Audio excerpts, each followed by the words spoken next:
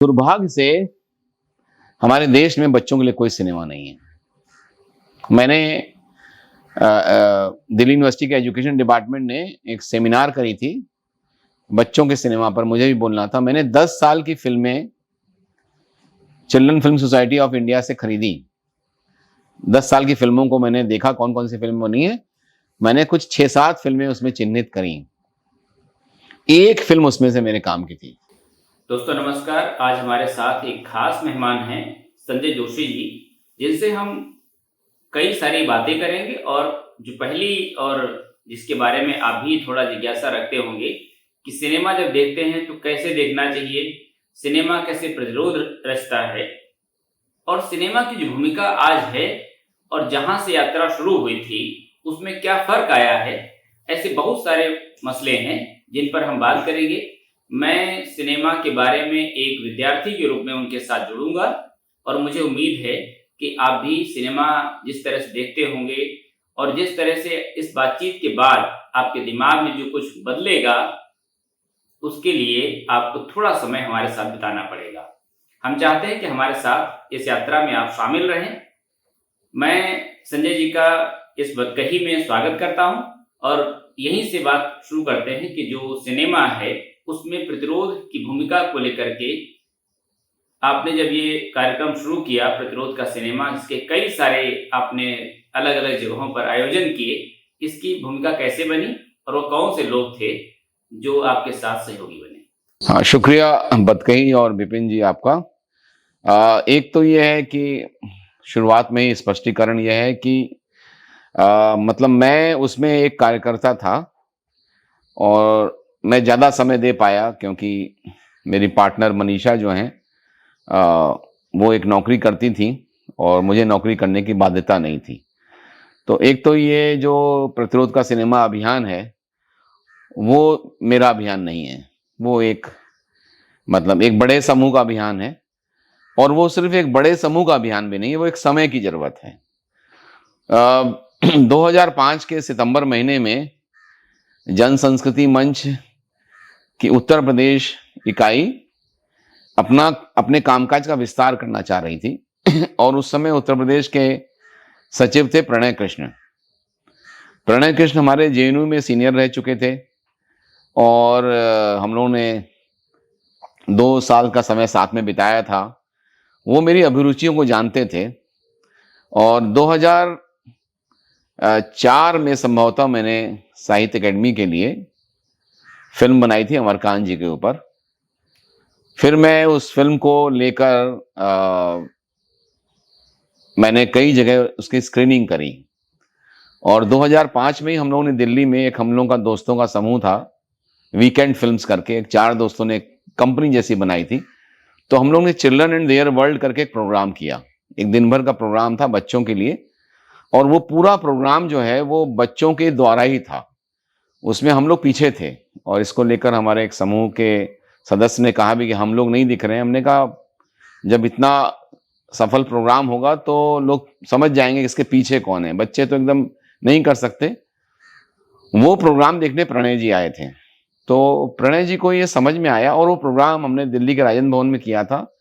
तो उसमें हमने एक बच्चों का नाटक किया था, बच्चों ने एक नाटक किया था फणीश्वरनाथ रेणु की कहानी पंचलैट को, बच्चों के चित्रों की प्रदर्शनी लगाई थी, बच्चों की फिल्में थी और बच्चे ही एंकर कर रहे थे और एक स्मारिका भी निकाली थी। और हमने टी ब्रेक की बजाय टॉफी ब्रेक किया था। तो करीब 200 लोग आए थे और खूब सारे बच्चे थे, माँ बाप थे। तो उनको ये समझ में आया कि मतलब ये जो संजय जो कर रहे हैं वो दूसरी तरह से आयोजन कर रहे हैं, मतलब इनके पास एक दूसरी दृष्टि है, ये शायद वो समझ पाए। तो इलाहाबाद में जब बैठक हुई सितंबर में, 2 दिन की बैठक हुई थी, तो उन्होंने मुझे भी बुलाया और मुझे ये नहीं बुलाया कि जन संस्कृति मंच की बैठक है, क्योंकि मैं तब तक जन संस्कृति मंच में सक्रिय नहीं था और मैं बहुत आलोचक था और मैं चंदा उंदा भी नहीं देता था। मैं मना कर देता था कि ये सब जो सालाना शादी के जलसे होते हैं इसमें मेरी कोई दिलचस्पी नहीं है, क्योंकि मुझे वो बहुत सारे प्रोग्राम जो हिंदी पट्टी के प्रोग्राम होते थे वो मुझे बहुत घरेलू टाइप के प्रोग्राम, प्रोफेशनल नहीं लगते थे। तो वहाँ जब मैं गया, पता चला ये तो जसम की मीटिंग है, और आशुतोष कुमार भी गए थे दिल्ली से। तब तक मैं जसम की राष्ट्रीय परिषद कार्यकारिणी में नहीं था। जसम का मैं सिंपैथाइजर था। मैं भले ही आलोचक था, लेकिन मैं साथ में खड़ा होता था हमेशा। और ये जसम की उस नई लीडरशिप में या बहुत सारे लोगों में ये सहिष्णुता थी कि वो आलोचना को सुनते थे। तो 2 दिन की मीटिंग हुई और सब लोगों ने अपने-अपने आइडिया रखे। तो मुझसे भी पूछा गया कि आप क्या प्रस्ताव देना चाहते हैं? तो मैं उसके पहले तक बहुत सिनेमा देख चुका था, और दिल्ली में अंतर्राष्ट्रीय फ़िल्म फेस्टिवल होते थे, वो देखा था। और सिनेमा को लेकर एक राय थी, फ़िल्म फेस्टिवल को लेकर मेरी एक राय बन रही थी। दूसरा ये था कि उससे और पहले जामिया से मैंने 91-93 में, बल्कि हमारा बैच थोड़ा आगे बढ़ गया था क्योंकि वो मुर्शिद हसन वाला विवाद हुआ था, तो 94 तक हमारा चला गया था सेशन। तो 94 के बाद मैंने सिनेमा में काम करना शुरू किया, और मुझे एक एनजीओ के लिए फ़िल्म बनाने को मिली। एक प्रदान करके एनजीओ है, उनके लिए राजस्थान में रेन वाटर मैनेजमेंट सिस्टम में फ़िल्म बनाने को मिली। फिर मैंने एक कैंपेन बनाई, एसआरआई कैंपेन, धान को कम पानी में उगाने की विधि पर एक मैंने बड़ी कैंपेन बनाई, जिसमें करीब 24 आइटम थे, और वो पूरी कैंपेन पूरे देश में लागू हुई। उसका कई लैंग्वेज वर्जन बने। तो मैं एक तरह से एनजीओ सेक्टर से मुझे काम मिलने लग गया था बहुत। एक दूसरे एनजीओ के लिए, जिसका मैं नाम भी भूल गया हूं, उन्होंने मुझे कहा कि आप विदिशा में पानी की समस्या पे फिल्म बनाइए। और इस बीच में मैंने ये अमरकांत जी वाली भी फिल्म बनाई, कुछ साहित्यिक फिल्में और कुछ एनजीओ की फिल्में। तो मैंने कहा ठीक है, मैं जाऊंगा और रिसर्च करूंगा और आपको एक प्रपोजल दूंगा, जो एक तरीका होता है कोई भी फिल्म बनाने का, चाहे वो फीचर फिल्म बना रहे हैं या डॉक्यूमेंट्री। तो मैं विदिशा गया और मैंने एक प्रपोजल लिखा। तो उसके जो एग्जीक्यूटिव डायरेक्टर थे श्री वेद, उनका टोन बड़ा अजीब सा था। उन्होंने कहा कि I don't want any negative perspective in this proposal. मैंने कहा but you are making a film, you want to make a film on a negative situation, isn't it? बोले yeah, but I don't want it negative perspective. तो मैंने कोई बहस नहीं करी। मैंने सोचा कि ये इतना मैं कर रहा है आदमी, तो मैंने उनसे कहा कि मैं फिल्म नहीं बना सकता हूं। ऐसा नहीं कि मैं फिल्म बनाना नहीं जानता हूं, लेकिन मैं इस तरह से फिल्म नहीं बना सकता हूं। मेरा बहुत अच्छा चल रहा था। मैंने जो प्रदान के लिए कैंपेन करी थी, वो बहुत बड़ी कैंपेन थी। उसमें करीब 5-6 लाख की तो प्रिंटिंग हुई थी, और रांची में यात्रा हो रही है। तो हवाई जहाज से पहली बार मैं उसी के लिए गया था। नहीं, कल मीटिंग, परसों मीटिंग होनी है। मैंने कहा कैसे जाएंगे आप? बोले नहीं, हम आप एयर से चले जाएंगे। तो मुझे ये आइडिया नहीं था कि एयर से भी जाया जा सकता है, अर्जेंसी अगर हो। हम तो ट्रेन से ही चलते थे। तो और प्रदान वाले बहुत ईमानदार लोग थे, लेकिन मैं उनसे पूछता था कि ये जो आप सबसे गरीब लोगों को चीजें बता रहे हो, तो ये हमारा सिस्टम क्यों नहीं बनाता है? आप कब तक बताओगे? आपके पास तो एक फंडिंग आ रही है। जब फंडिंग खत्म हो जाएगी, ये मेरे वहां के युवा जो कार्यकर्ता थे, जो इरमा से, तमाम जगहों से पढ़ के आए थे, आईआईटी से भी पढ़ा, उनसे बहस होती थी, बात होती थी, उनके पास कोई जवाब नहीं होता था। और क्योंकि मैंने प्रदान के लिए ट्रांसलेशन किया, मैंने उनके लिए डॉक्यूमेंटेशन किया, मैंने झारखंड, उड़ीसा, बिहार, मध्य प्रदेश, तमाम लोकेशन पे स्टिल फोटोग्राफी करी। तो मेरा बहुत, मैंने ट्रैवल किया। फिर मुझे ये लगा कि, और फिर जब ये दूसरे एनजीओ वाली बात हुई, तो मुझे लगा कि अब मुझे ये छोड़ देना चाहिए, क्योंकि मैं किसके लिए फिल्में बना रहा हूं, और मैं अपने विषय की फिल्में कब बनाऊंगा। तो बेसिकली सिनेमा ऑफ रेजिस्टेंस का जो आइडिया था, वो मेरे अपने स्वार्थ से जुड़ा था। मेरा अपना स्वार्थ ये था कि मैं अपनी तरह की फिल्में बनाना चाहता हूं। और मुझे जो केरल में जो ओडिशा मूवीज का जो आंदोलन हुआ, जो जॉन अब्राहम ने फिल्म बनाई, उस आंदोलन के तहत अम्मा अरियन, जिसमें पूरी फिल्म जो है वो लोगों के सहयोग से बनी, फिल्म की जो एडिटिंग हुई वो शूटिंग खत्म होने के बाद फिल्म की स्क्रीनिंग के अनाउंसमेंट के बुकिंग के पैसे से एडिटिंग हुई। पता चला कि कोझिकोड में 5 स्क्रीनिंग होगी, एक स्क्रीनिंग का 200 रुपए, 1000 रुपए वहां से आ गया। ऐसे पूरी एडिटिंग हुई। तो मेरे सामने वो एक शुभ आइडिया सिनेमा का मेकिंग, अपने सिनेमा मेकिंग का एक मेरे सामने एक आइडिया था, एक रेफरेंस था। तो तो मैंने डिसाइड किया मन ही मन कि मैं अब और वो मेरे बहुत अच्छे दिन थे, मतलब मैं बहुत अच्छा पैसा कमा रहा था प्रदान में काम करते हुए। और प्रदान कई मायनों में बड़ा ईमानदार ऑर्गेनाइजेशन था कि आपने बिल दिया और पैसा मिल जाता था, और क्लर्क या कोई भी आपसे कट नहीं मांगता था, आपके ऊपर भरोसा करते थे, आप जो कहते थे वो मानते थे। तो इस आइडिया के साथ मैं इलाहाबाद गया, और उसके लिए मुझे लगता था कि मैं अपनी फिल्में जब बनाऊंगा कि जब मेरे अपने दर्शक होंगे। तो मैंने इलाहाबाद की बैठक में कहा कि देखिए, हम लोगों को एक फिल्म फेस्टिवल शुरू करना चाहिए। ये समय 2005 का है। 1990 के दशक में स्पेशल इकोनॉमिक जोन बन चुके हैं, नई इकोनॉमिक पॉलिसी आ गई है, और 2005 का समय वही समय है कि जब सिंगल स्क्रीन टूट रहे हैं और मल्टीप्लेक्स आ रहे हैं, स्क्रीन की संख्या बढ़ रही है, मल्टीप्लेक्स बनने शुरू हो चुके हैं, और सिनेमा देखना महंगा होता जा रहा है। ये वो भी समय है, ये वो भी समय है कि जब टेक्नोलॉजी चेंज हो रही है, जब जो कैमरा जो है वो सेलुलाइट से नीचे आके वो वीडियो पे आ रहा है। पहले यूमेटिक लो बैंड, फिर यूमेटिक हाई बैंड, फिर बीटा कैम, फिर आपका मिनी डीवी, फिर डिजिटल, फिर एचडीवी, फॉर्मेट चेंज हो रहे हैं। जो फिल्म का चक्का जो है वो 10 मिनट का, 11 मिनट का रोल 3000 रुपए का, 3500 रुपए का आता था, और धुलवाई में भी उतने पैसे लगते थे। वो अब एक टेप जो है वो 80 रुपए का आ रहा है घंटे का, उसको आप 3 बार रिकॉर्ड कर सकते हैं। और दूसरी बात है, साथ ही साथ छोटे प्रोजेक्टर आने शुरू हो गए हैं, एलसीडी प्रोजेक्टर्स, जिनकी उस समय कीमत ज्यादा थी, 60-70 हजार रुपए थी, लेकिन स्पीकर्स आने शुरू हो गए हैं। ये JBL के स्पीकर्स आ रहे हैं, सोनी के स्पीकर्स आ रहे हैं, छोटे पोर्टेबल स्पीकर्स आ रहे हैं। कहने का मतलब है कि सिनेमा स्क्रीनिंग, अगर आप कोई सिनेमा बनाएंगे तो वो आपके लिए संभव है। और ये वही समय है कि जब मुंबई इंटरनेशनल फिल्म फेस्टिवल में, मिफ में, डॉक्यूमेंट्रीज का एक समूह विरोध करता है और विकल्प नाम से एक फेस्टिवल शुरू करता है 2004 या 2003 में। आनंद पटवर्धन हमारे पास हैं, हमें लिगेसी मालूम है, आनंद पटवर्धन की फिल्में हम तक हैं, हमारे पास उनकी कहानियां हैं। तो इन सारे पर्सपेक्टिव के बीच में मैंने एक आइडिया दिया कि हम लोग को ये करना चाहिए, और उन 2 दिन की मीटिंग में बहुत सारे आइडिया आए, लेकिन यही आइडिया क्लिक किया।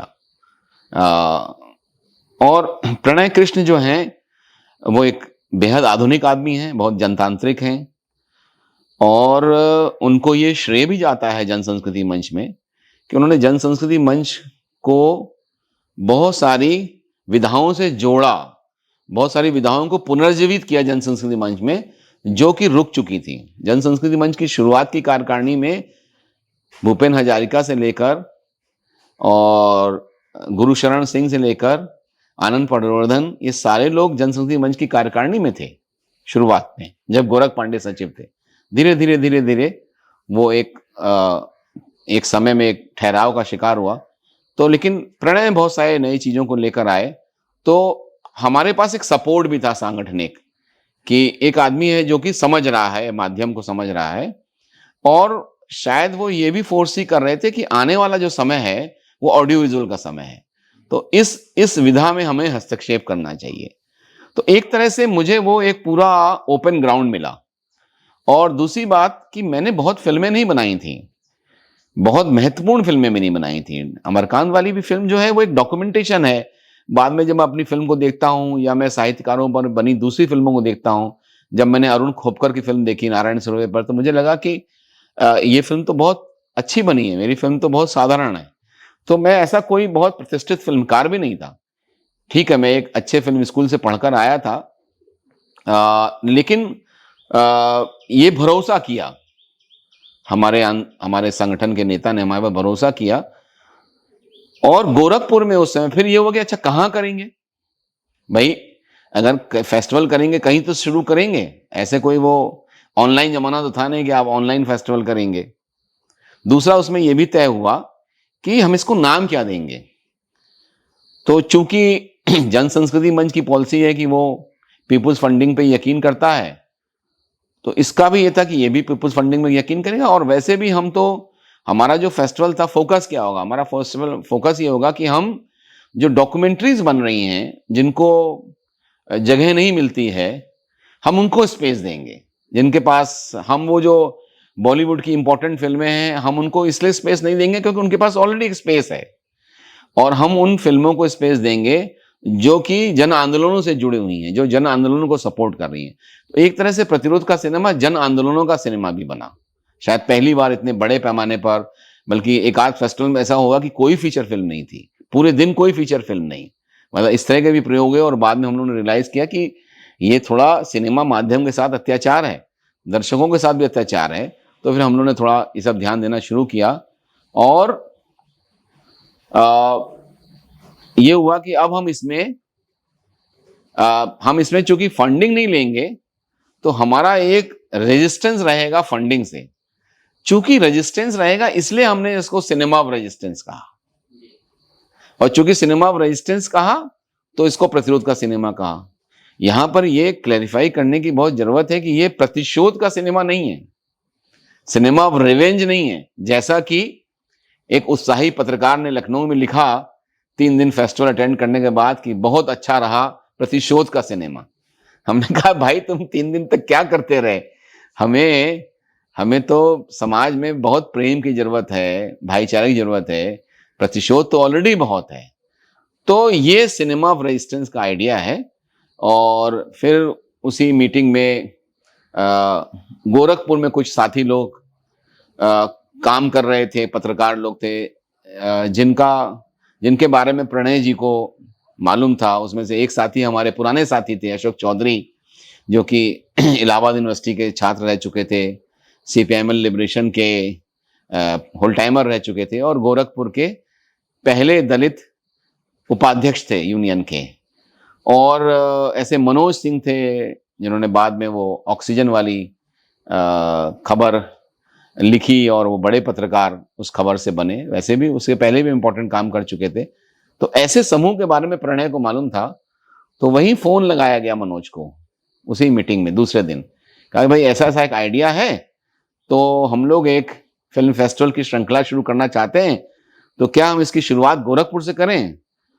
अब वहां पर देखिए गोरखपुर में क्या है, गोरखपुर में 2002 गुजरात के बाद रिपीट हो चुका था। गोरखपुर के पूरे इलाके में हिंदू युवा वाहिनी ने तमाशा शुरू किया था, और गोरखपुर में संभवतः 2004 में पीपुल्स फोरम की स्थापना हुई। पीपुल्स फोरम में वहां के एक रिटायर्ड प्रोफेसर रामकृष्ण मणि त्रिपाठी उसके चेयरपर्सन बनाए गए। और 2003 या 2004 में, मैं कंफ्यूज कर रहा हूं, 2 दिन का एक बड़ा सांप्रदायिकता के खिलाफ कैंपेन हुआ, और असगर अली इंजीनियर बॉम्बे से आए, और उसमें असगर अली इंजीनियर मुख्य वक्ता थे। और गोरखपुर के सेंट एंड्रयूज कॉलेज में 2 दिन का कन्वेंशन हुआ। और जो मनोज सिंह हैं पत्रकार वो हिंदुस्तान अखबार में जर्नलिस्ट थे, और किसी संपादक ने अपनी हेकड़ी में उनको बतौर शंटिंग, उनको जो गांव के रिपोर्टर है उनका कोऑर्डिनेटर बना दिया। लेकिन चूंकि वो एक बेहद प्रतिभाशाली, बेहद ईमानदार व्यक्ति हैं, तो उन्होंने, वो जिसे कहते हैं अंग्रेजी में ब्लेसिंग्स इन डिस्गाइज, कि एक खराब स्थिति में भी उन्होंने अपने लिए मौका निकाले। उन्होंने क्या किया, उन्होंने जो ग्रामीण पत्रकार थे, जिनको कई बार रिपोर्ट लिखनी तक नहीं आती थी लेकिन उनके पास खबर होती थी, उन्होंने उन ग्रामीण पत्रकारों को बाईलाइन देना शुरू किया। उन्होंने उनकी बाईलाइन डाली। अब सोचिए कि कोई कुशीनगर का पत्रकार है, उसका नाम छप रहा है अखबार में, उसको कोई पैसे उसे तो कुछ मिलते नहीं है, ठीक ठाक छोटे बहुत नाम छपता है, उससे उसकी प्रतिष्ठा होती है, उससे उसका कुछ एक बनता है मामला। तो उनका एक पूरे 300 किलोमीटर में उनका नेटवर्क बन गया। तो जब ये पीपुल्स कन्वेंशन हुआ, जब सांप्रदायिकता के खिलाफ कन्वेंशन हुआ, तो उसमें गोरखपुर के आसपास से भी लोग आए। गोरखपुर, और उन लोगों ने क्या किया था कि 2004 में, 2004 नहीं 2005 में ही राहुल राय, जो कि सेक्सुअलिटी पर, खासतौर पे मेल सेक्सुअलिटी पर उनकी एक बहुत इंपॉर्टेंट फिल्म है जहां चार यार मिले, तो वो फिल्म सोशियोलॉजी डिपार्टमेंट को दिखानी थी, और सोशियोलॉजी डिपार्टमेंट ने अपनी समझदारी की वजह से वो फिल्म नहीं दिखाई। तो राहुल रॉय के परिचय में एक लड़का था, मनीष चौबे, जो ये सब जेंडर वर्कशॉप वगैरह करता था, वो मनोज और अशोक से के साथ, छोटे शहर में होते हैं ना एक तरह के लोग मिल जाते हैं, तो मनोज और अशोक से उसने कहा भैया ऐसा ऐसा है, ये राहुल रॉय हैं, बड़े इंपॉर्टेंट फिल्मकार हैं, इन लोगों को कुछ नहीं मालूम था और फिल्म नहीं दिखाई जा रही। बोले अच्छा करते हैं। तो प्रेस क्लब में इन लोगों ने एक उसकी स्क्रीनिंग करने की कोशिश करी, लेकिन इन लोगों को प्रोजेक्टर वगैरह नहीं मिला किसी वजह से। फिर टीवी लाने की कोशिश करी, कुछ हुआ, फिलहाल वो स्क्रीनिंग नहीं हो पाई। लेकिन इन लोगों को लगा कि यार ये फिल्म क्लब तो बनना चाहिए, तो इन लोगों ने फिर हिरोशिमा डे पर गौहर रजा की फिल्म खूबसूरत जहाज दिखाई, और बकायदा एक गोरखपुर की फिल्म सोसाइटी बना दी जिसका नाम एक्सप्रेशन रखा। इसलिए अगर आप शुरुआत के गोरखपुर फिल्म फेस्टिवल के डॉक्यूमेंट्स देखें तो उसमें 3 आयोजक हैं। द ग्रुप जन संस्कृति मंच, द ग्रुप जो है वो जन संस्कृति मंच का सिनेमा समूह का नाम था, people's forum, expression, Gorakhpur film society, ये 3 ग्रुप मिलकर करते थे। तो ये लोग भी फिल्म फेस्टिवल में सिनेमा को इस्तेमाल करना चाह रहे थे। अच्छा, मनोज और अशोक ये सिनेमा के लोग नहीं थे, लेकिन मनोज और अशोक दोनों ही बेहद जागरूक, बेहद ही शार्प, तो वो समझते थे इस माध्यम की अहमियत को। तो जब यहां से प्रपोजल गया तो वो लोग भी कुछ करना चाह रहे थे, तो एक मैचिंग हो गई अच्छी, और वहीं पर तय हुआ कि ठीक है कब करेंगे, तो अगले साल जो है फिल्म फेस्टिवल करेंगे, और अगले साल और फिर मुझे जिम्मेदारी दी गई, भाई ये मनोज जी का नंबर है, अशोक जी का नंबर है। अशोक को तो मैं पहले से जानता था, हमारे सीनियर भी थे वो, तो अब आप कोऑर्डिनेट कीजिए। तो मैंने फिर कोऑर्डिनेशन शुरू किया, और अब हम लोग पहले गोरखपुर फिल्म फेस्टिवल की तैयारी में लग गए। तो यहां ये सिनेमा ऑफ रेजिस्टेंस की ये यात्रा है, और उसका मतलब ये अभी पहला गोरखपुर फिल्म फेस्टिवल शुरू होने वाला है, ये वहां तक की कहानी है। उसके बाद मैंने एक पहले गोरखपुर फिल्म फेस्टिवल पर एक लंबा लेख लिखा था अनाहत के लिए, प्रतिरोध के सिनेमा की आहटें, कि जब पहला गोरखपुर फिल्म फेस्टिवल हो रहा था तो क्या क्या हो रहा था। प्रतिरोध के सिनेमा में कौन से दर्शक होते हैं जिन्हें आप अपनी तरफ आकर्षित करना चाहते हैं, क्योंकि इसमें कई पड़ाव देखने को मिलते हैं, जैसे बच्चों को लेकर भी आपके दिमाग में कुछ फिल्में रहती हैं, तो शुरुआती दौर में क्या चीजें थी? देखिए, जो प्रतिरोध के सिनेमा की विकास यात्रा है, अगर मैं उसको बताऊं, उससे बहुत सारी चीजें सुलझती जाएंगी, समझ में आने लगेंगी। 2006 में जब हम लोगों ने फेस्टिवल तय किया हम करेंगे, तो जनवरी में एक वहां पर वो है बैंक लाइन है गोरखपुर में, उसमें ढेर सारे बैंक हैं, तो वहां पर एक वीनस सिनेमा हॉल है। वीनस सिनेमा हॉल में, अब वो सिनेमा हॉल भी टूट गया है, वीनस सिनेमा हॉल में एक मीटिंग हुई जिसमें कि जन संस्कृति मंच से मैं शामिल हुआ, और शायद आशुतोष कुमार भी आए थे, और शायद प्रणय कृष्ण भी आए थे, और गोरखपुर के लोग थे। तो हम लोग ने वहां डिसाइड किया जनवरी में कि ये साल जो है भगत सिंह की शहादत का 75वां साल है, 2006, तो हम इस पर 23 मार्च से 26 मार्च हम 4 दिन का फेस्टिवल करेंगे, ये डिसाइड हो गया। और अब मेरे ऊपर जिम्मेदारी दी गई कि मैं इसका क्यूरेशन करूं। ठीक है, तय हो गया, सब कुछ हो गया, और हम किसी से फंडिंग नहीं लेंगे और करेंगे। और ये लोग ऑलरेडी ये सांप्रदायिकता के खिलाफ कन्वेंशन कर चुके थे, उनको भी एक आइडिया था, और जसम कैसे काम करता है इसको भी रखा गया था। मैं आ गया वापस, दिल्ली। अब क्या था कि मैंने जो सिनेमा देखा था, तो मैंने सबसे पहले सिनेमा इलाहाबाद में देखा था, इलाहाबाद यूनिवर्सिटी की फ़िल्म सोसाइटी में, जिसको प्रोफ़ेसर महेश चंद्र चट्टोपाध्याय चलाते थे, केमिस्ट्री के। वो एक एलीट फ़िल्म सोसाइटी थी, जहाँ पर बैठकर आप यूरोपियन सिनेमा देखते थे और जो फ्रेंच न्यू वेव के जो डायरेक्टर हैं, क्लास शाब्रोल और एलेन रेने और जान लुक गोदार्द और एलेन फ्रांकोआ ट्रूफो, हाँ, फेलिनी, और मतलब ये फ्रांसीसी हो गए, अब इटालियन लोग हो गए, फेडरिको फेलिनी, और ये सारे लोगों की आप फ़िल्म देखते थे और चर्चा करते थे। 18 लोग होते थे, कभी-कभी 16 होते थे, 10 लोग भी होते थे, और गणित के कोई प्रोफ़ेसर होते थे।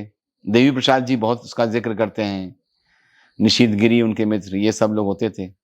कितने लोगों को गोदार्द समझ में आता था, ये मेरे लिए अभी भी पहेली है। क्योंकि चाहे गोदार्द हों, चाहे एले रेने हों, ये सब बड़े फ़िल्म मेकर हैं, लेकिन ये बहुत डीप रूटेड हैं अपने यूरोपीय कॉन्टेक्स्ट में। और जैसे कि बुनवेल हैं, लुई बुनवेल तो उनकी फ़िल्मों में ईसाइयत के बड़े संदर्भ हैं। अगर आप ईसाइयत को नहीं समझते हैं, तो जैसे आप बहुत सारा हिंदी सिनेमा को, अब जो आज का सिनेमा बन रहा है, वो आप तब तक नहीं समझ पाएँगे जब तक आप सांप्रदायिक उभार को नहीं समझते हैं। वो यूरोप में बैठे हुए आदमी को एक्सोटिक तो लगेगा, लेकिन वो ये डिफरेंशिएट नहीं कर पाएगा कि अच्छी फ़िल्म है कि खराब फ़िल्म है। ये क्या हो रहा है इसमें? क्या रेफ़रेंस है ना? वैसे ही ऋत्विक घटक की बहुत सारी फ़िल्में हैं, उनमें रामायण के और महाभारत के महाकाव्यों के मिथ की रेफ़रेंस हैं। उनकी फ़िल्म है सुवर्णरेखा, उसमें जो लड़की है, जो उनकी बहन है छोटी, उसका नाम सीता है। तो वो सब वहाँ से उठाते हैं। तो मुझे लगता है कि मैं मूल्यांकन करता हूँ फ़िल्म सोसाइटी आंदोलन का, यूनिवर्सिटी फ़िल्म सोसाइटी मूवमेंट था। नेशनल फ़िल्म आर्काइव में एक आर्काइव था, पुणे में। वहाँ पर एक बहुत ही शानदार आदमी थे, पीके नायर। पीके नायर एक तरह से उन्होंने आर्काइव शुरू किया। इंटरनेशनल फ़िल्म फेस्टिवल की जो फ़िल्में आती थी विदेश से, उसको वो चोरी से कॉपी करके अपना आर्काइव बना लेते थे। और ये एक बड़ा काम उन्होंने किया। अब उन्हीं फ़िल्मों का नेशनल फ़िल्म आर्काइव से जुड़े हुआ ही एफएफएसआई था, federation of film society of India. तो नेशनल फ़िल्म आर्काइव और एफएफएसआई मिलके एक क्यूरेशन तैयार करते थे। वो क्यूरेशन चलता था, पुणे से आया वो दिल्ली, दिल्ली से आया वो अलीगढ़, अलीगढ़ से कानपुर, कानपुर से इलाहाबाद, इलाहाबाद से पटना, पटना से धनबाद, धनबाद से जमशेदपुर, जमशेदपुर से बर्दवान, कलकत्ता, ऐसे गया।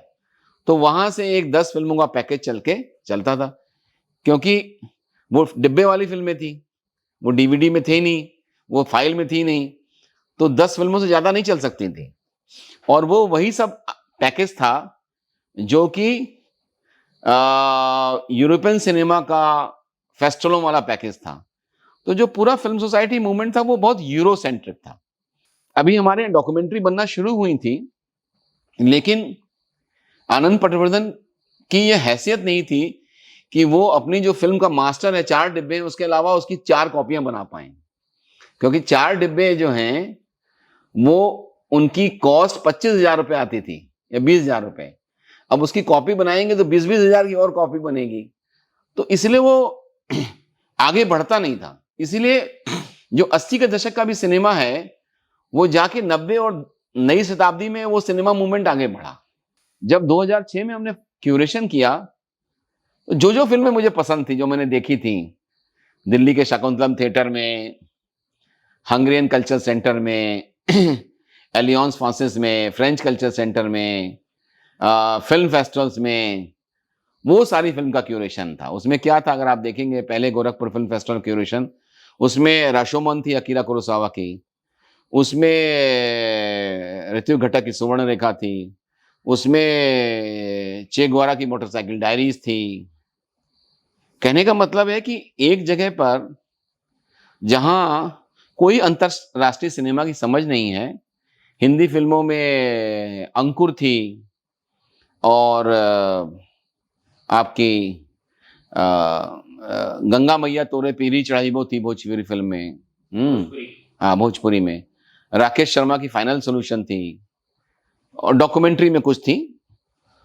अब मैंने वो सारा जो क्यूरेशन था, वो अपना जो मेरा सिनेमा प्रेम था वो मैंने लगा दिया। बाद में मैं उसको उसका मूल्यांकन करता हूँ, तो वो एक बहुत दुस्साहसिक और एक खराब क्यूरेशन था। मतलब एक सुवर्ण रेखा के बाद एक रशोमन, मुश्किल फ़िल्म है। रशोमन में वो फ़ॉर्म के लेवल पर वो उस तरह की लीनियर फ़िल्म नहीं है, वो बहुत नॉन लीनियर फ़िल्म है। दूसरा क्या था कि 2006 की जनवरी में ही मैं शायद जनवरी के आखिरी सप्ताह में उड़ीसा गया, भुवनेश्वर। एक फ़िल्म फेस्टिवल वहाँ होता है बड़ा मज़ेदार, bring your own film festival, BYOF. उसकी ख़ासियत क्या है कि उसमें वो एक मामूली एंट्री फ़ीस होती है, ₹300 शायद। उसमें ऐसे जो शेड्यूल है ओपन रहता है, जो पहले आएगा वो अपना स्लॉट चुनेगा, और कोई सेंसरशिप नहीं होती है। तो उसमें बहुत अराजकता भी होती है। किसी ने प्रचार फ़िल्म बनाई है अपनी, तो वो भी दिखा दे रहा है। हाँ, तो वहाँ पर मैं गया। मैंने भारतेंदु हरिश्चंद्र के नाटक अंधेर नगरी चौपड़ राजा की प्रासंगिकता पे फ़िल्म बनाई थी, उसको लेकर मैं वहाँ गया। मैं और एक मेरे मित्र संजय प्रताप, और हम वहाँ पर खूब फ़िल्में देखी हमने। वहाँ मुझे वॉइसेस फ्रॉम बलियापाल देखने को मिली, वहाँ मुझे गाड़ी लोहरदगा मेल देखने को मिली। तो मेरा जो थोड़ा डॉक्यूमेंट्री से जो एक्सपोज़र हुआ, क्योंकि डॉक्यूमेंट्री का जो फेस्टिवल थे, वो मुंबई में होता था, मुंबई इंटरनेशनल फ़िल्म फेस्टिवल, वो हमारे लिए संभव नहीं था वहाँ जाना, और कोई फेस्टिवल उस तरह से थे नहीं। कुछ आनंद पटवर्धन की फ़िल्में आती थी, वो सब हम लोग शुरू में कुछ देखी थी। तो वहाँ मुझे जाके समझ में आया कि एक मणिपुर की घटना पर एक डॉक्यूमेंट्री थी, जितेंद्र नंदी, शमीक सरकार आए थे, मेघनाथ आए थे, और बीजू टोपो अपनी फ़िल्म के साथ। तो मैंने मेघनाथ से कहा कि दादा, अब हम लोग फेस्टिवल कर रहे हैं मार्च में, आप आइए। अच्छा, अच्छा, बहुत बढ़िया है, कैसे कर रहे हो? हमने कहा हम लोग बिना फंडिंग के कर रहे हैं। अच्छा, मैं आऊँगा। बीजू टोपो भी आ गए गाड़ी लोहरदगा मेल के साथ। शमीक नंदी, जितेंद्र सरकार भी आ गए अपनी फ़िल्म के साथ। वो पत्रकार थे, और जो मणिपुर में जो मनोरमा देवी की हत्या के बाद जो फ़िल्म बनी, उस पर उन्होंने फ़िल्म बनाई थी। और वसुधा जोशी से मैंने कहा कि आप भी आइए। बोले कि मैं आ तो नहीं पाऊँगी, मैं तुम आपको फ़िल्म दे दूँगी। तो वॉइसेस फ्रॉम बलियापाल भी मिल गई। इस तरह से हमें कुछ डॉक्यूमेंट्री भी मिल गई और इस तरह से वो फेस्टिवल बन गया। पूरे सिनेमा ऑफ रेजिस्टेंस की यात्रा में हमने जब भी फेस्टिवल किया है, तो उसका एक 2 टायर सिस्टम था, 2 टायर सिस्टम। एक तो टायर था जो लोकल था, और एक टायर था सेंटर। एक सेंट्रल टीम और एक लोकल टीम। बहुत समय तक सेंट्रल टीम के नाम पर मैं ही अकेला था, और लोकल टीम होती थी। तो जब भी कोई फेस्टिवल होता था, तो हम पूछते थे कि क्या फोकस करना है। एक थीम होती थी। बाद में हमने सब थीमें हटा दी, हमने cinema of resistance he theme रखी। तो सब जगह, गोरखपुर में भी, कि जो भी खर्चा होता था, उसको हम कम से कम करने की कोशिश करते थे। शुरू में हम फिल्मकारों को किराया भाड़ा भी नहीं देते थे, सामान्य जगहों में ठहराते थे। शुरू में 2-3 फेस्टिवल तक फिल्मकार अपनी जेब से आए हैं, और जाते समय वो डिब्बे में कुछ पैसा डाल के गए हैं और रसीदें बनती थी, और 20 रुपए से लेकर 10,000 रुपए तक चंदे की रेंज होती थी। जो कुछ लोग संपन्न लोग थे, लिबरल लोग थे, वो 10,000 तक का चंदा देते थे। और ऐसा भी हुआ है कि एक महिला थी जो कि हमें 10,000 का चंदा देती थी, लेकिन वो फेस्टिवल में, मतलब चूंकि 10,000 का चंदा दे रही हैं, तो वो अपना हिस्सा लेने लगी। बीच-बीच में जाके वो, मतलब अनावश्यक रूप से पोडियम पर घुस जाना, कुछ करना। तो एक आयोजन में फ़िल्म चल रही थी, कुछ हो रहा था या बातचीत चल रही थी, तो वो हॉल के अंदर अपने मोबाइल पे बात कर रही थी। तो मैंने उनको हॉल से ही, पोडियम से ही खड़े होकर उनको मैंने मना किया, उनका नाम लेकर। ये उनको थोड़ा बुरा लगा, और अगली बार से उन्होंने चंदा देना बंद कर दिया। तो हमने कहा कोई बात नहीं, आप मत दीजिए चंदा। तो बहुत सारे हमारे चंदे छूटे भी। जब हम लोगों ने गोरखपुर में रोहित वेमुला को डेडिकेट किया, तो बहुत सारे हमारे जो सवर्ण दर्शक थे, वो हमसे अलग हुए, क्योंकि हमारा पोस्टर, उस पैम्फलेट पे ही रोहित वेमुला का फ़ोटो था। और उदयपुर में तो हमारा वेन्यू ही चेंज करवा दिया गया, वेन्यू कैंसल करा दिया गया रोहित वेमुला के नाम पे। तो हमें भी समझ में आया कि जो हमारे असली दर्शक कौन हैं, जो आप कह रहे हैं ना कैसे दर्शकों तक पहुंचे, तो हम दर्शकों तक इसलिए पहुंचे, या हमारी जो हम किन दर्शकों तक पहुंचे, तो हमने हमेशा एक बड़ी लाइन बनाई कि हम बड़ी फंडिंग नहीं लेंगे। जब हम लोगों ने पहला गोरखपुर फिल्म फेस्टिवल की तैयारी शुरू करते ही हमारे पास 3 ऑफर आए।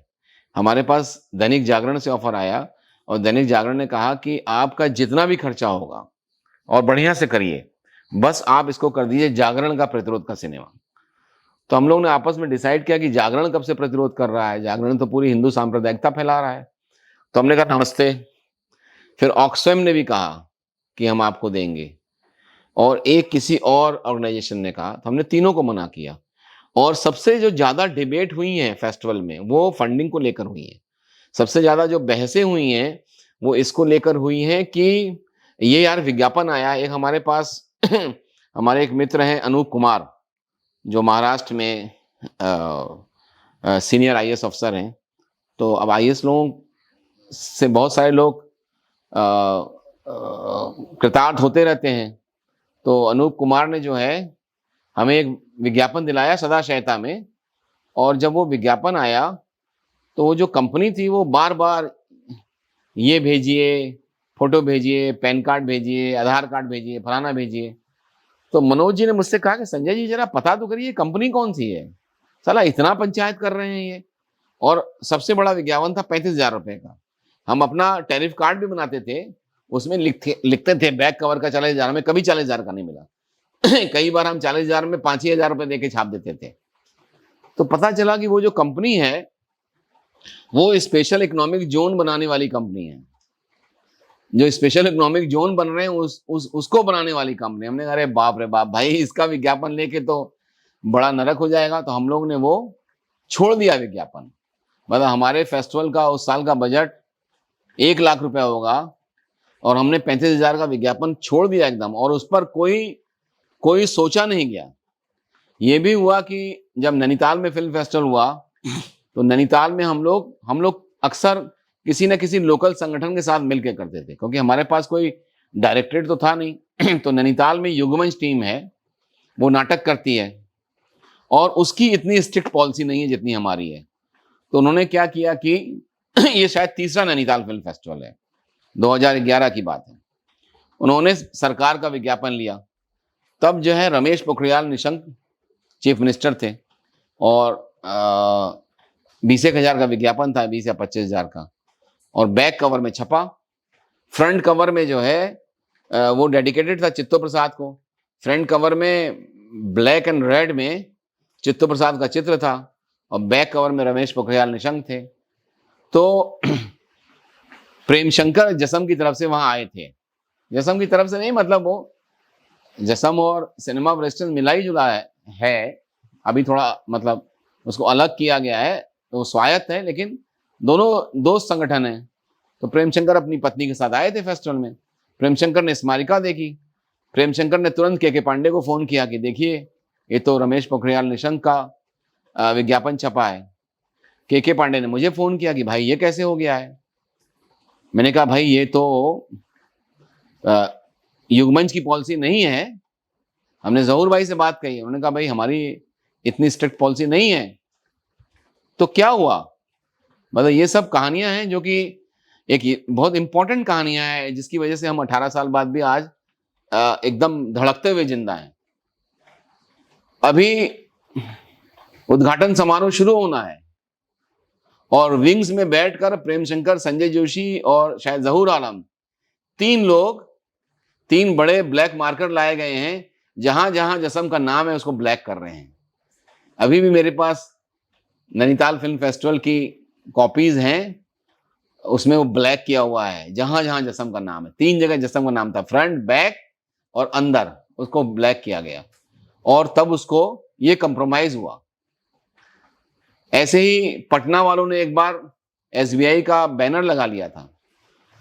तो उनसे कहा भाई बैनर नहीं लगाना है किसी का, और उसके लिए उनको रिटर्न बोलना पड़ा कि हम अगली बार हमने नहीं करेंगे। हमने कहा कि अगर आप ऐसा करेंगे तो हम नहीं करेंगे आपके साथ, हम बंद कर देंगे, आप अपना इंडिपेंडेंट करिए।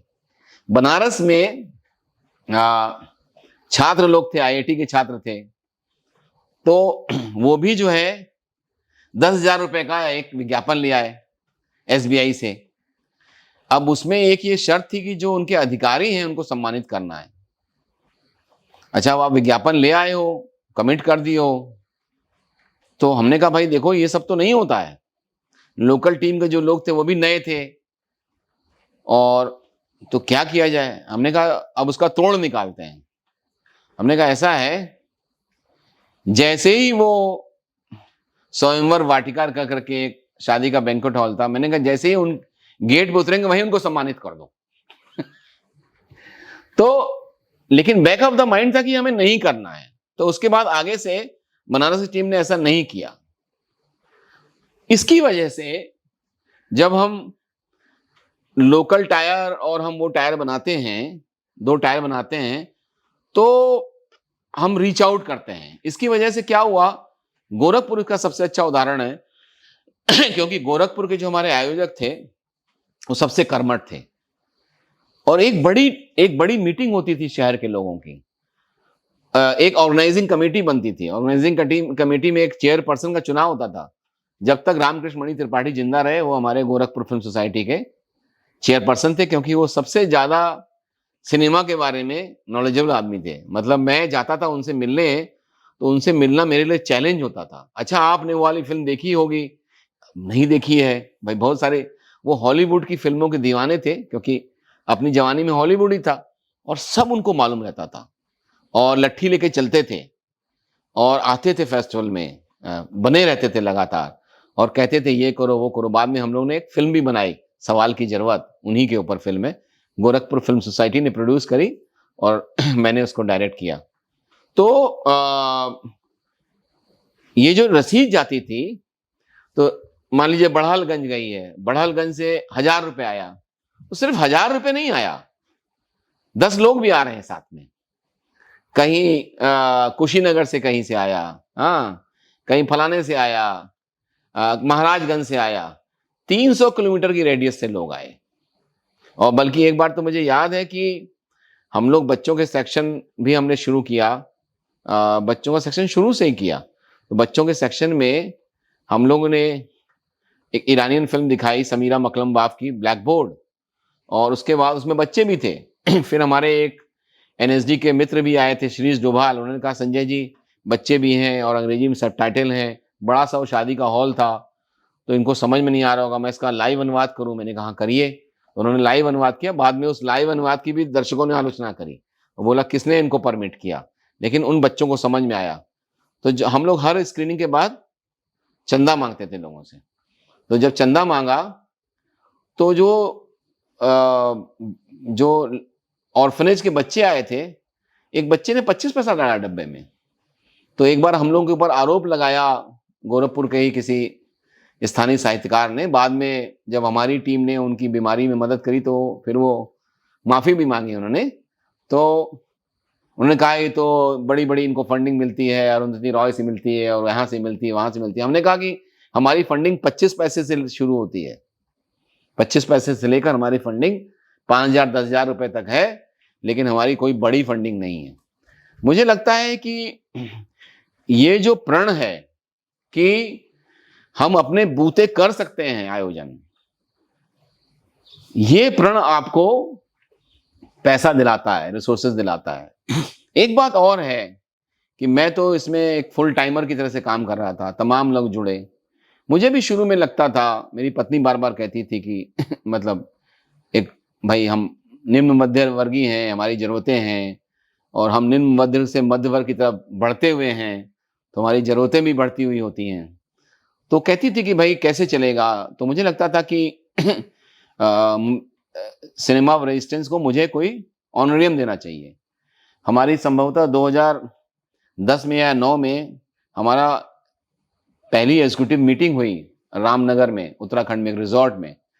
उसमें नकुल सिंह साहनी, संजय काक, और कलकत्ता से कस्तूरी, जो अभी एक बड़ा फेस्टिवल चलाते हैं, द्वैपायन, सब लोग शामिल हुए, मनोज सिंह।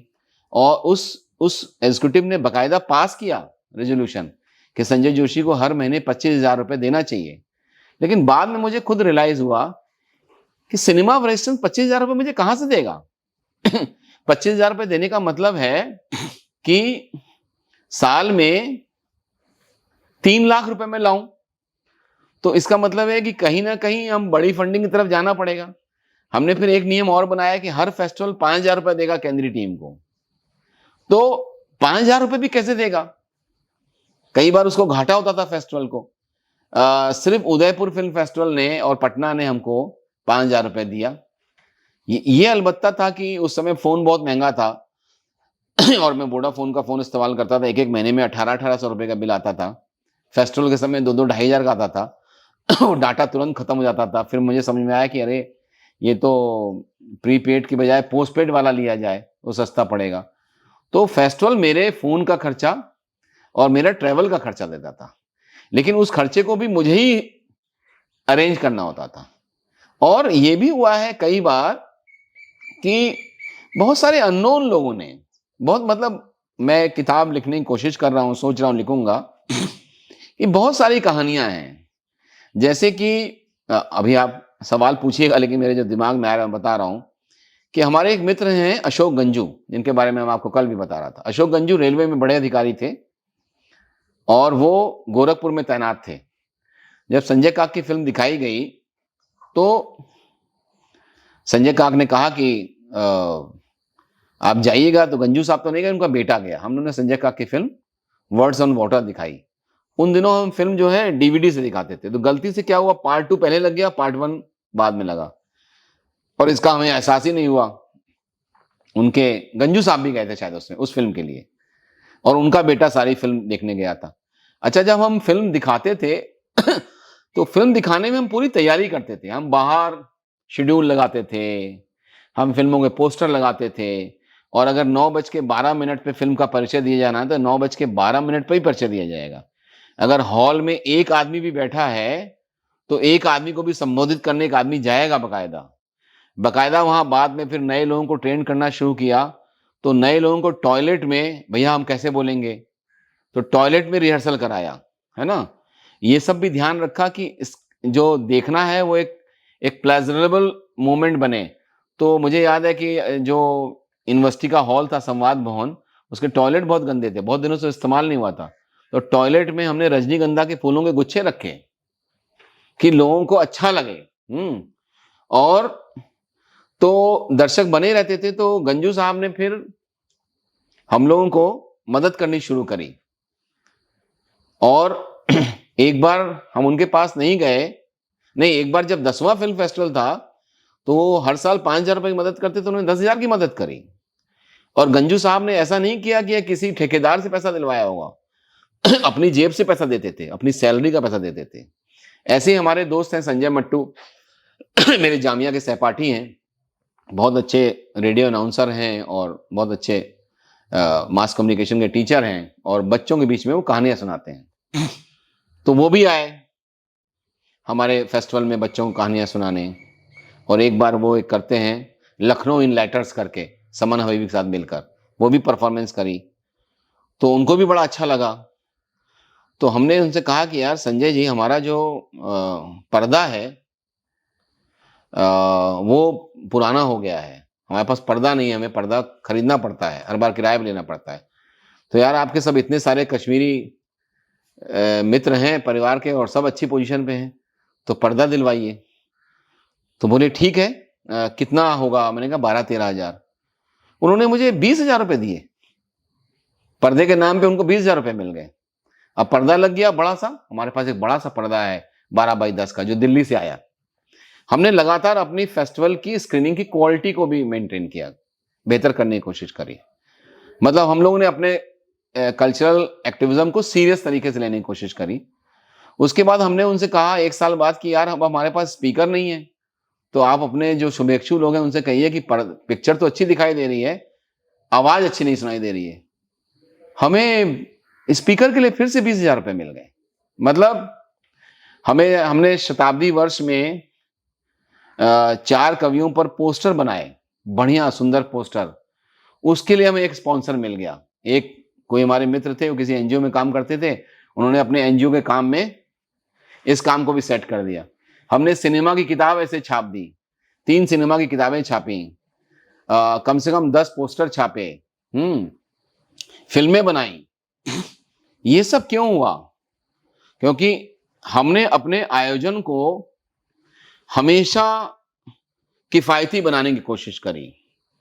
और दूसरा, ये शायद प्रतिरोध का सिनेमा, अब प्रतिरोध का सिनेमा नई राजनीतिक परिस्थितियों में उसकी बारंबारता कम हो गई है। पिछले साल हमने उदयपुर में अपना 73rd फिल्म फेस्टिवल किया। इस साल हम साल भर के बाद 74th करेंगे। अदरवाइज़ हम एक-एक साल में हमने 11 फेस्टिवल भी किए हैं एक साल में। 1 से शुरू हुआ, 2, 3, 4, 5, 6, 7, एक साल 11 फेस्टिवल हुए 2013 या 13 में शायद। अब बारहमारता कम हो गई है, तो अब बहुत जगह हमारी विजिबिलिटी नहीं है, लेकिन अभी भी एक कंटिन्यूटी बनी हुई है और वो दूसरे फॉर्म में है। लेकिन वो शायद इसी वजह से हुई कि हमने ये जो नियम है कि हम आयोजन नहीं कर पाएंगे।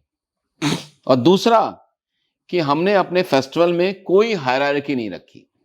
जैसे आप फेस्टिवल में फिल्म भेजिए, बहुत हायरार्की होती है। कौन सा जॉनर है,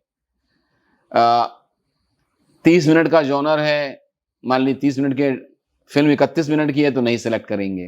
हाँ, इसका जो है हमारे ही शहर में मतलब एक्सक्लूसिव प्रीमियर होना चाहिए, हमारे शहर में कोई आपको नहीं दिखाएगा। ये सब भी होता है, मैंने सुना है।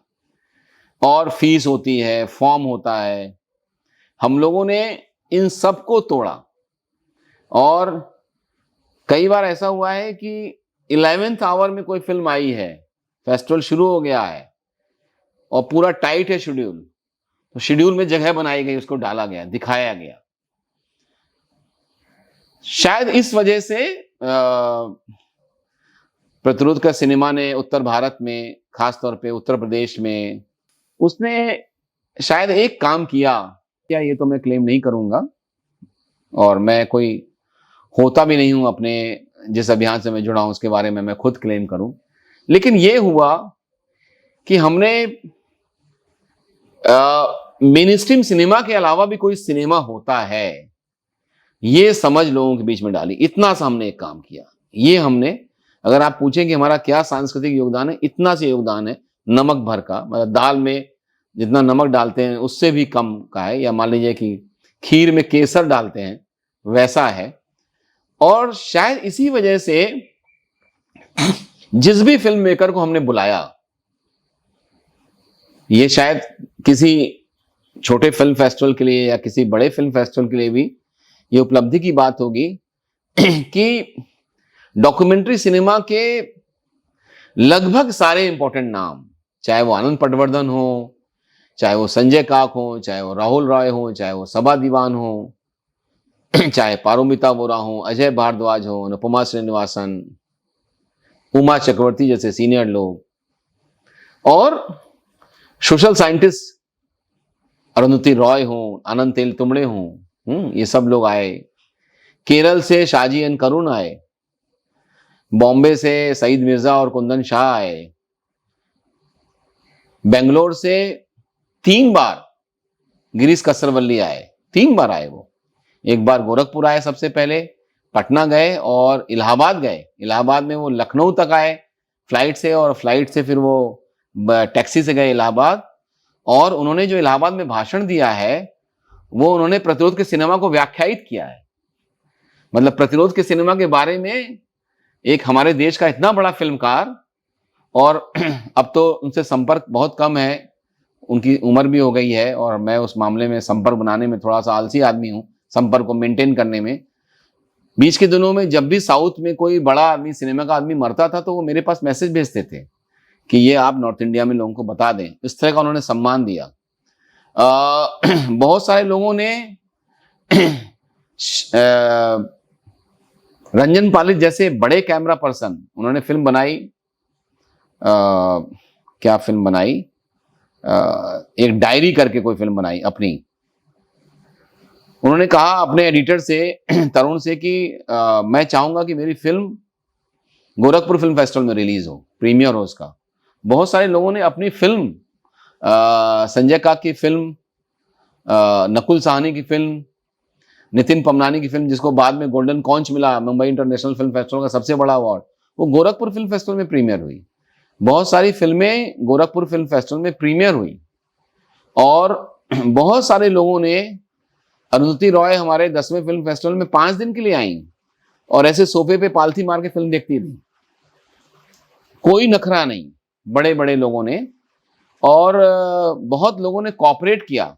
हमें याद है कि शादी का जो बैंक्वेट हॉल है गोकुल अतिथि गृह गोरखपुर में, क्योंकि हमें तीसरे साल के बाद जब चौथे साल हमने अरुंधति रॉय को बुलाया तो गोरखपुर फिल्म फेस्टिवल को लगा कि अब हम इनको नहीं देंगे अरुंधति रॉय के नाम पे उन्होंने, तो हमारा रिश्ता वहां से कट गया।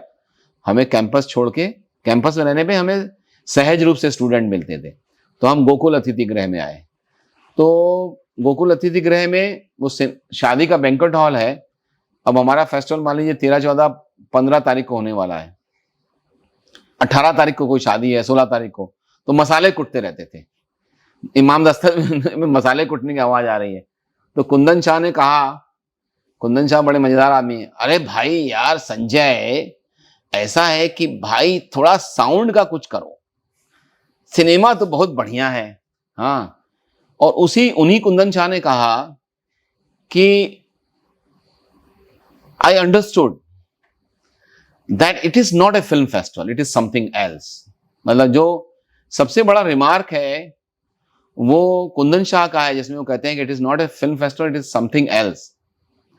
एक विद्यार्थी ने पहले फिल्म फेस्टिवल में, हम लोग बाहर चार्ट पेपर लगाते थे रिएक्शन के लिए, उसने कहा सुनीता आई लव यू लिखा। तो हमारी जो लोकल टीम के लड़के थे वो कहे क्या लिख दिया। मैंने कहा तुम्हारे अंदर, तुम्हें नहीं चाहिए कोई सुनीता, उसको भी चाहिए, और हो सकता है सुनीता कोई नहीं हो, वो एक काल्पनिक नाम हो, लेकिन कोई फेस्टिवल, कोई सांस्कृतिक आयोजन में कोई लड़का आके अगर ये लिखता है सुनीता आई लव यू, इससे बड़ा उस आंदोलन की क्या उपलब्धि होगी। कोई सांस्कृतिक, कोई फिल्म फेस्टिवल समाज तो नहीं बदल देगा। ऐसा तो नहीं हुआ कि हमने गोरखपुर में 13 फिल्म फेस्टिवल किए और वहां पर जो है बीजेपी हार गई हो, ऐसा तो नहीं हुआ, ऐसा तो नहीं होगा। वो तो एक बड़ा राजनीतिक अभियान होगा, बदलाव होंगे, तब राजनीतिक सत्ता बदलेगी।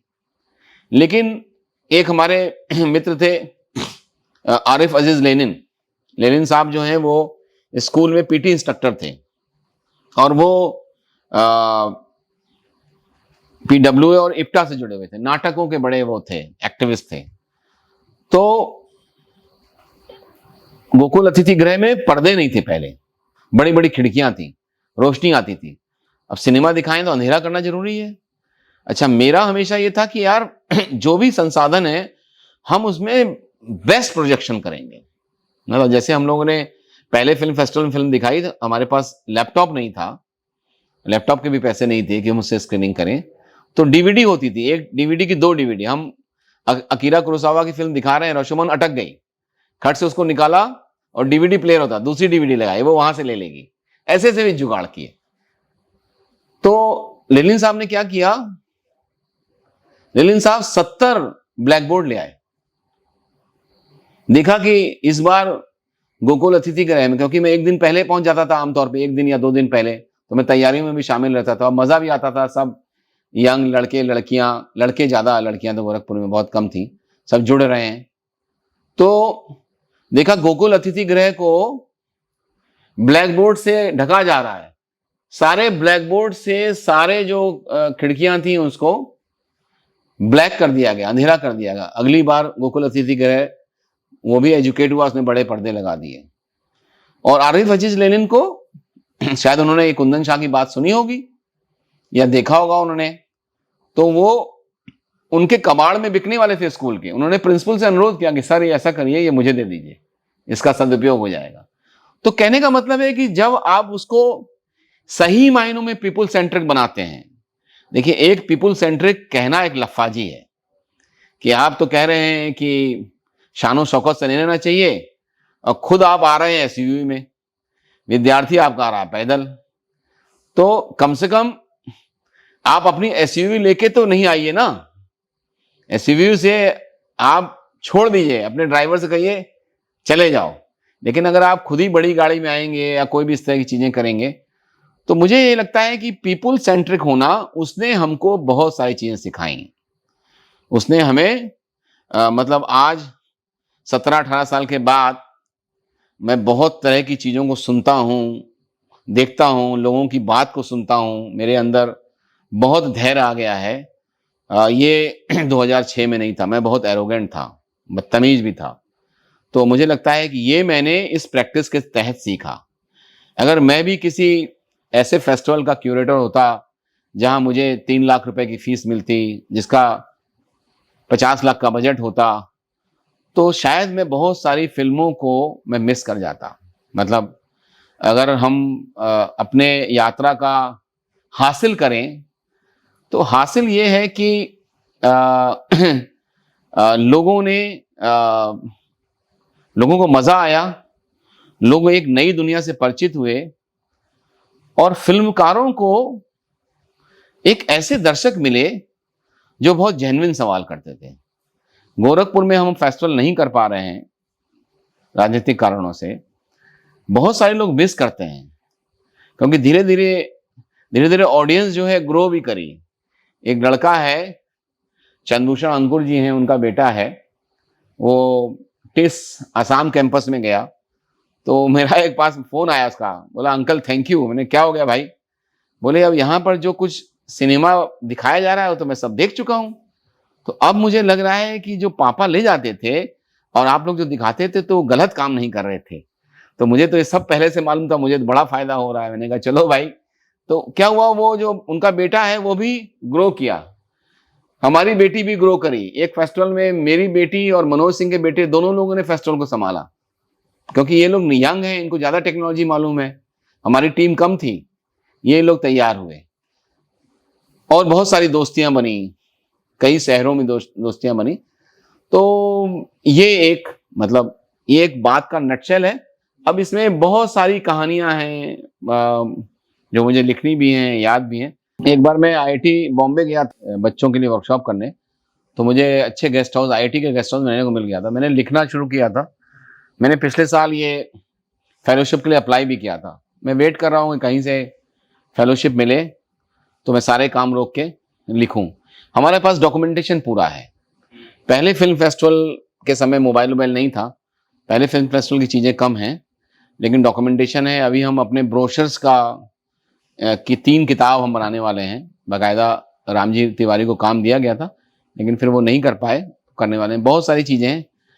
मैं कोशिश कर रहा हूँ कि जल्दी से लिखूँ, इसके पहले मेमोरी से चीज़ें गायब हो जाएँ, क्योंकि वो यात्रा बहुत बहुत हमारे लिए पर्सनली वो एक बहुत ही मतलब उसको याद करके बहुत अच्छा लगता है। और मेरे पिताजी कहते थे, कंप्लेन करते थे बहुत दिनों तक कि तुम फ़िल्म नहीं बना रहे हो, तुमने फ़िल्म बनाना बंद कर दिया है। मैंने कहा ये सारी फ़िल्में हैं, ये सारा जो आयोजन है, और मुझे कोई फ़िल्म ना बनाने की मुझे कोई क्राइसिस नहीं है। मुझे वाक़ई में मैं फ़िल्में नहीं बना पा रहा हूँ, बनाना चाहता हूँ, शूट करके रखा है। लेकिन ठीक है, इसमें एक तो फिर बाद में उन्होंने रियलाइज़ किया कि हाँ, तुम ठीक कह रहे हो। कम से कम ये होता है ना कि मैंने एक लड़के से कहा, मैंने कहा देखो, जब आप मरने लगोगे या बूढ़े हो जाओगे, तब आप रिग्रेट नहीं करोगे। 3 करोड़ रुपए बैंक अकाउंट में नहीं होंगे तो उसका कोई फ़र्क नहीं पड़ेगा, क्योंकि मरते समय 3 करोड़ रुपए यहीं छूट जाएँगे। लेकिन अब वो समय कहाँ से आएगा? ये मैंने बहुत सारे लोगों से कहा। मैंने कहा देखो कि ये मतलब तुम्हें जब याद करोगे अपने समय को, तुम्हें अच्छा लगेगा। तुम्हें लगेगा कि तुमने किसी ज़िंदगी में कोई योगदान दिया। और फ़िल्म मेकर्स भी हैं जो लड़के जो बनना चाहते हैं। मैंने कहा कि तुम्हारे पास अगर अपना स्क्रीनिंग प्लेटफ़ॉर्म नहीं होगा, तो फ़िल्में तुम्हारी कौन दिखाएगा? तो इसलिए भी तुम्हारा जुड़ना ज़रूरी है, इसको बचाना ज़रूरी है। बहुत नए लोग तो बहुत समझ में आता है ना, आते हैं, किसी को कैलिफ़ोर्निया में स्कॉलरशिप लेनी है, बहुत तरह के लोग आते हैं इंटर्नशिप करने। समझ में आ जाता है कितने दिन रहेगा ये। तो ठीक है भाई, चलो जितने भी दिन रहो। इन फिल्म फेस्टिवल्स में बच्चों को लेकर के जब आपने काम करना शुरू किया, तो कौन सी फिल्में थी जो बच्चों को सबसे ज़्यादा पसंद आती थी? देखिए, ये आपने बहुत ही इंटरेस्टिंग सवाल किया है और इस सवाल से मैं अभी तक जूझ रहा हूँ। दुर्भाग्य से हमारे देश में बच्चों के लिए कोई सिनेमा नहीं है। मैंने दिल्ली यूनिवर्सिटी के एजुकेशन डिपार्टमेंट ने एक सेमिनार करी थी बच्चों के सिनेमा पर, मुझे भी बोलना था। मैंने 10 साल की फिल्में children film society of India से खरीदी। 10 साल की फिल्मों को मैंने देखा कौन कौन सी फिल्म बनी है। मैंने कुछ 6-7 फिल्में उसमें चिन्हित करी, एक फिल्म उसमें से मेरे काम की थी। बहुत सारी फिल्मों को हमने बच्चों के सेक्शन में दिखाया। मुझे तो कोई भी भारतीय फिल्म बच्चों की फिल्म नहीं लगती है। ये हो सकता है कि बहुत ईगोइस्ट स्टेटमेंट लगे, लेकिन मेरे पास इसके पुख्ता प्रमाण हैं।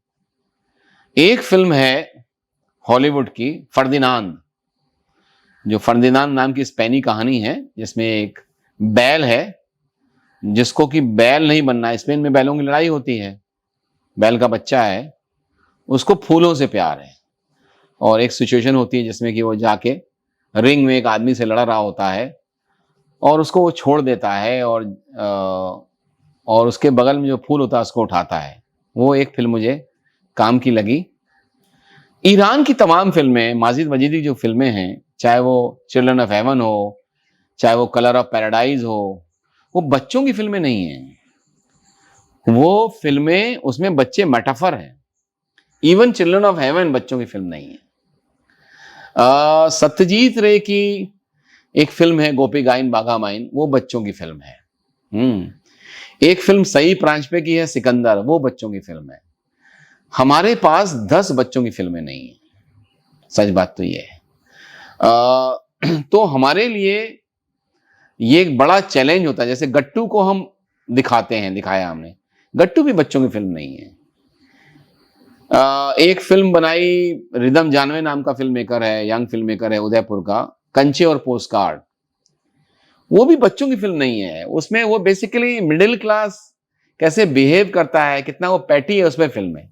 एक बच्चा है, अपने मामा के घर गया है, वो कंचे खेलना चाहता है, और वो कंचों को मतलब कंचों के लिए वो कुछ पैसों को चोरी करता है, तो कंचों को वो रुपए से कन्वर्ट करता है।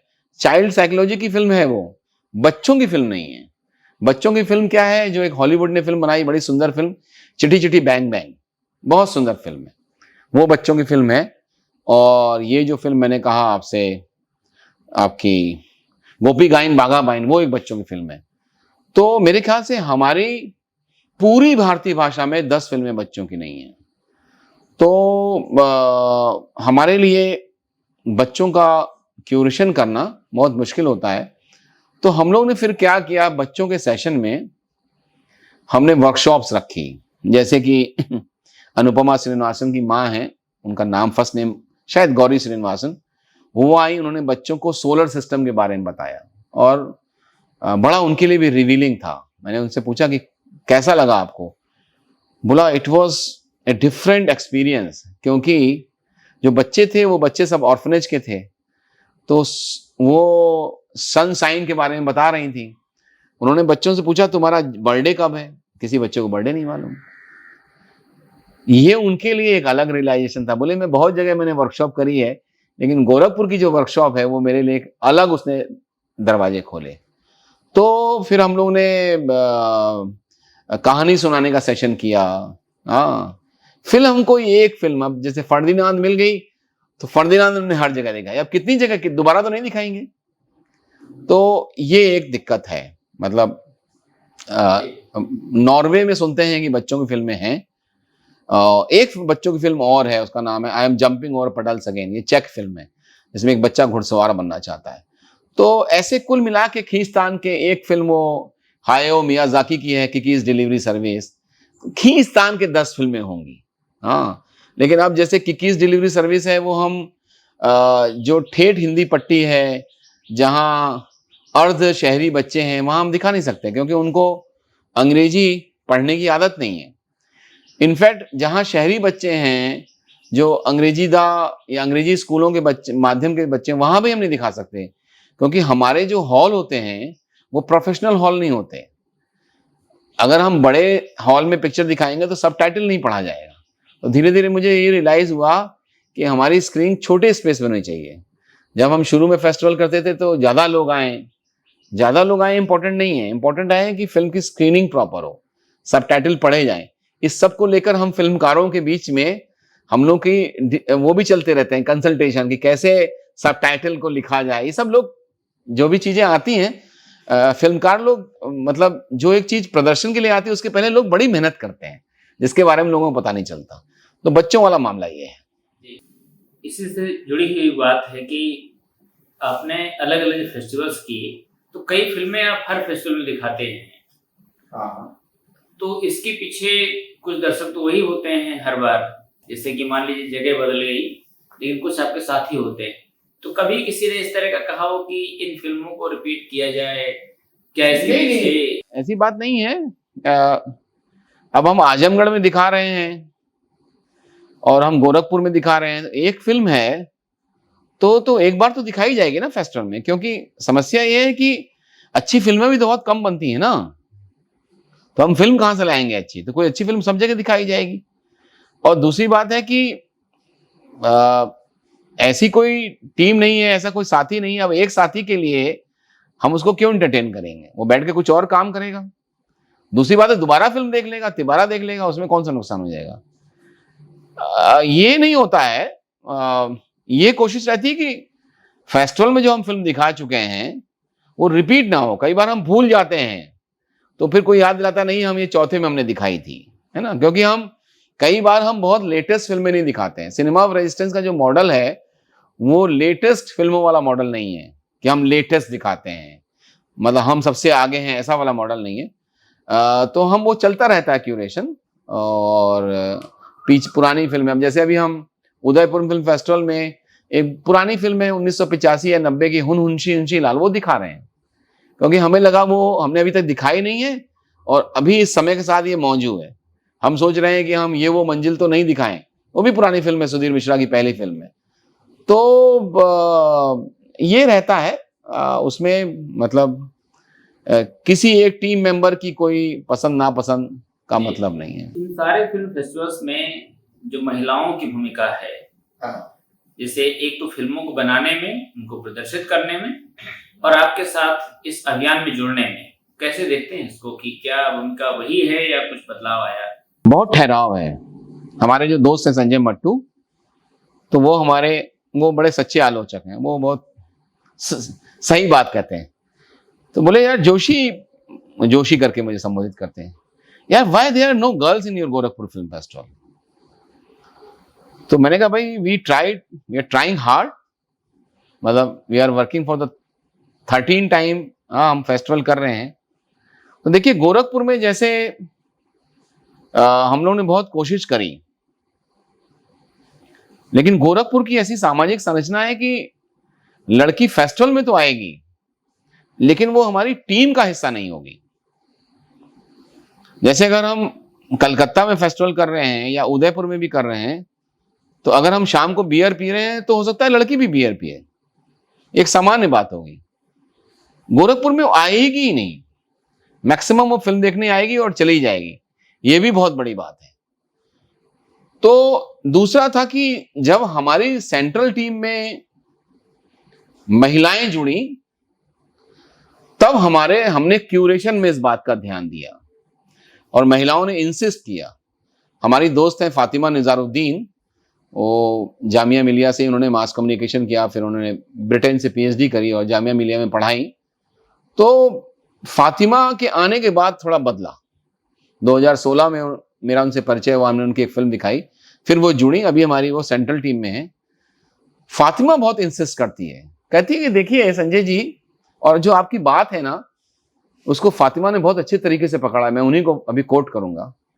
वो कहती है देखिए कि अगर टीम में एक लड़की होगी ना तब एक लड़की आएगी। बहुत तरह की दिक्कतें होती हैं, प्रिवेसी की दिक्कत होती है ना।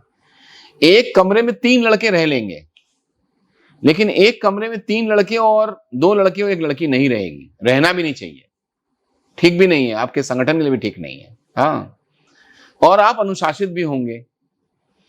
तो जब से वो आई है तब से हमारे फेस्टिवल में उनके आने के बाद अस्वथी आई, अस्वथी सेनन, उनके आने के बाद प्रीति गुप्ता आई, उसके आने के बाद 2 यंग लड़कियां आई, और उनके आने के बाद हम लोगों ने मतलब ये होता है कि यार कोई विमेन फिल्म मेकर नहीं है। दूसरा यह है कि जो महिला फिल्मकारों का जो प्रभाव है, मतलब ये भी होता है बहुत सारे शहरों में कि आप हमसे पूछेंगे दर्शकों में महिलाएं नहीं होती हैं। अब हम क्या कर सकते हैं?